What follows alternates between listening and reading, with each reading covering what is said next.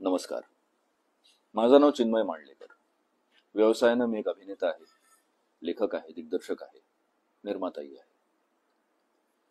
काल माझ्या पत्नीनं नेहानं तिच्या इंस्टाग्राम अकाउंटवरनं एक व्हिडिओ शेअर केला होता.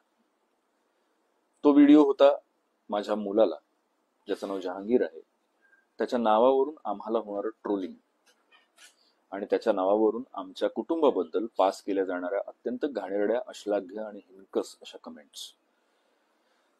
हा व्हिडिओ पोस्ट केल्यानंतर सुद्धा या कमेंट्स मध्ये काही कमी झाले का? तर अजिबात नाही. इनफॅक्ट त्या वाढल्यात.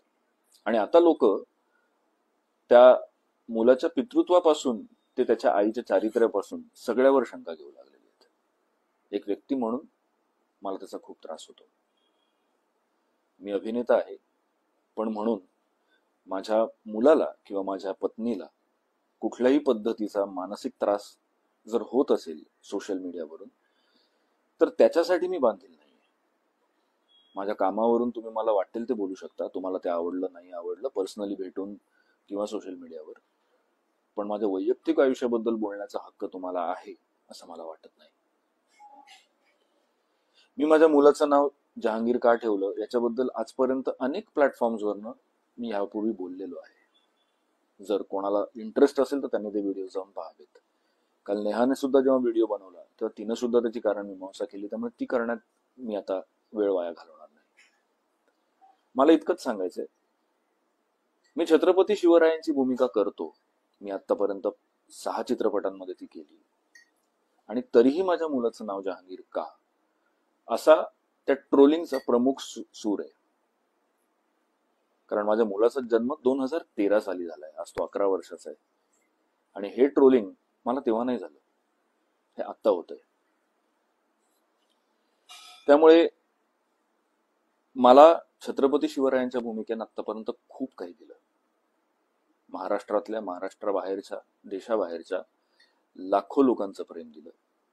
फक्त मराठीच नाही, अमराठी लोकांचं सुद्धा प्रेम दिलं. पण आता त्या भूमिकेमुळे जर माझ्या कुटुंबाला अशा पद्धतीचा त्रास होत असेल, तर मी अत्यंत नम्रतापूर्वक हे सांगू इच्छितो की इथून पुढे मी ही भूमिका करणार नाही.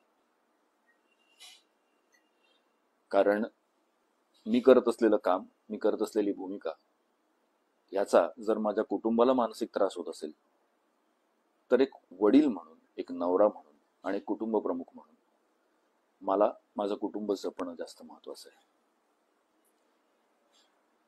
मला याचं वाईट वाटतंय का? हो, मला खूप वाईट वाटतंय. कारण माझ्या मनात महाराजांबद्दलची जी भक्ती किंवा श्रद्धा आहे, तिचं एक एक्सप्रेशन म्हणजे माझी भूमिका होती. आणि तशी पर्सनल आयुष्यात खूप एक्सप्रेशन आहेत. अगदी माझ्या गाडीत सुद्धा जिथं लोक नॉर्मली गणपतीची मूर्ती ठेवतात, तिथं महाराजांची मूर्ती आहे. आणि हा दिखावा नाहीये, हे प्रेम आहे, ही श्रद्धा आहे. पण आपल्या श्रद्धेचं जस्टिफिकेशन लोकांना मी का द्यावं आणि लोकांना तरी ते का ऐकावं? त्यांना काय दिसतं? मुलाचं नाव जहांगीर ठेवलं. माझं एकच म्हणणं आहे, माझ्या मुलाचं नाव जहांगीर आहे, खटकतंय. मग जहांगीर आर्ट गॅलरीचं नाव बदलणार का? जहांगीर नावाच्याच एका माणसाला आपल्या देशानं भारतरत्न दिलंय. भारतरत्न जहांगीर रतनजी दादाबॉय टाटा, JRD टाटा.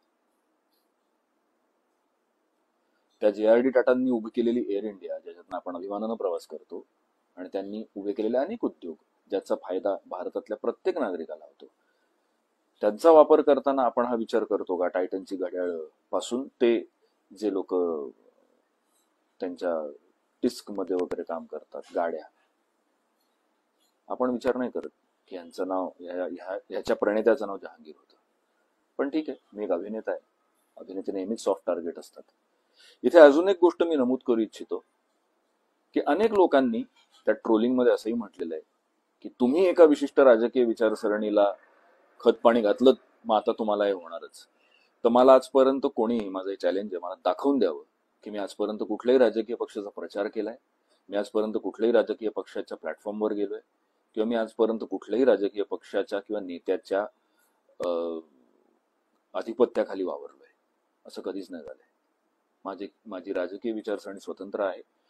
किंबहुना ज्या पॉडकास्टवरनं हे सगळं सुरू झालं, त्या पॉडकास्टमध्ये पण मी हे नमूद केलं होतं की दर निवडणुकीत ठरवून वेगळ्या पक्षाला मतदान करणारा मी एक सुजाण मतदार आहे. असो, या सगळ्याचं स्पष्टीकरण पुन्हा पुन्हा देण्यात काहीच अर्थ नाही.